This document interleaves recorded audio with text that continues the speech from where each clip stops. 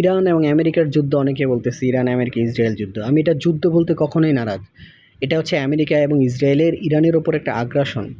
আমার মন চাইলো আমি ইরানে আক্রমণ করলাম, আমার মন চাইলো আমি ভেনেজুয়েলার প্রেসিডেন্টকে তুলে নিয়ে আসলাম। এটা একটা আগ্রাসন, এটা একটা স্বৈরাচারী মনোভাব। ট্রাম্প যেটা করতেছে এটা একটা স্বৈরাচারী মনোভাব।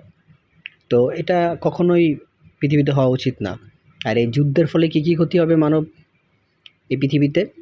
আপনি জানেন তেলের দাম বৃদ্ধি পাচ্ছে, খাদ্য বিপর্যয় দেখা দিতে পারে, পারমাণবিক বোমার ঝুঁকি বাড়তে পারে, ব্যবহারের ঝুঁকি বাড়তে পারে, এবং পৃথিবীতে একটা অস্থিরতা সৃষ্টি হচ্ছে এবং অস্থিরতাটা পুরো পৃথিবীকে মানে একটা এলোমেলো করে দিচ্ছে। তো যত দ্রুত সম্ভব এই আগ্রাসনটা আমেরিকার এবং ইসরায়েলের বন্ধ করা উচিত।